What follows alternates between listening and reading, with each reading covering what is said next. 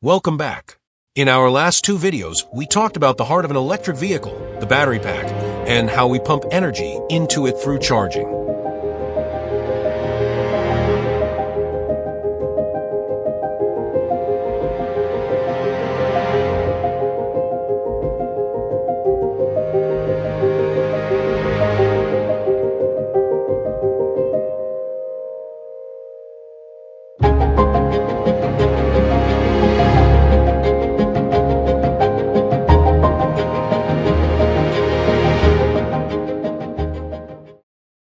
But having a massive tank of stored energy doesn't do us any good if we can't turn it into motion.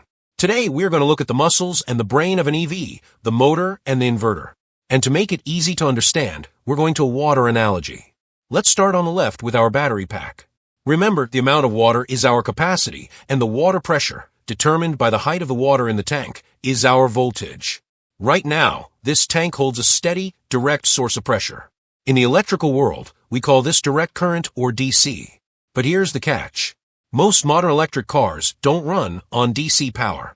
They use AC or alternating current motors because they are more efficient and powerful. So, how do we turn a steady stream of water into an alternating pulsing flow? Enter the inverter or the motor controller. Think of the inverter as a highly advanced, computerized valve system. When you press the accelerator pedal, you are telling this valve system how much water to let through. The inverter takes that steady DC water pressure and rapidly switches it between three separate pipes, current A, current B, and current C. This brings us to the motor itself. Notice that instead of one giant water wheel, we actually have three wheels stacked together on the exact same axle. This represents a three-phase AC motor. Look closely at the blades on these wheels. They aren't lined up perfectly, they are intentionally offset. This is the secret sauce of a three-phase motor. Because the inverter is precisely timing the blasts of water, and because the blades are staggered, the motor gets a constant, overlapping pushing force. As phase A's push starts to weaken, phase B is already catching the next blast of water, followed immediately by phase C. This creates an incredibly smooth, continuous rotation. No jerking, no stalling. Just instant, seamless torque. When you floor the accelerator, the inverter simply opens the valves wider and switches them faster. This blasts the water wheels with a massive volume of water, spinning the drive wheels faster and propelling your car down the road. Now let's step out of the analogy and look at the actual hardware inside your car. In the real world, those rapidly shifting valves inside the inverter are microscopic electronic switches called transistors. Modern EVs use highly advanced versions of these, like silicon carbide MOSFETs or IGBTs. Unlike mechanical valves that would quickly wear out, these electronic switches have absolutely no moving parts. They can open and close tens of thousands of times per second with perfect precision, turning that steady DC battery power into a perfectly timed AC wave.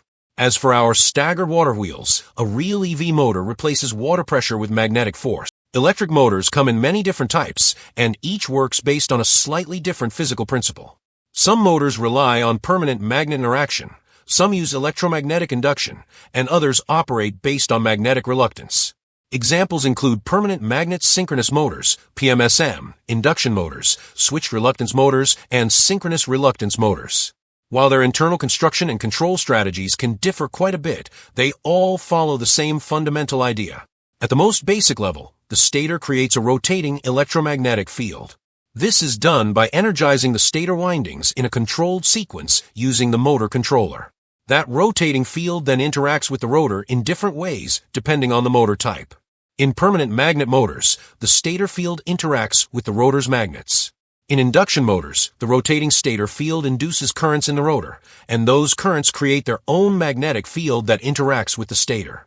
In reluctance motors, the rotor simply tries to align itself with the path of least magnetic resistance. In all cases, this interaction produces torque and causes the rotor to turn. Within each motor category, there are also many design variations. Some motors are optimized for high efficiency. Others are designed for high torque density. Some are built to operate at very high speeds, while others prioritize robustness, simplicity, or lower cost. Engineers tune things like winding layouts, pole count, rotor geometry, materials, and cooling methods to achieve these different goals. So despite the wide variety of motor technologies, the core concept remains the same. A controlled rotating field in the stator interacts with the rotor to produce motion. If you want to learn about motors in depth, there are ample videos available in the public domain. In the next chapter, we will look at power distribution unit in a vehicle. Happy motoring!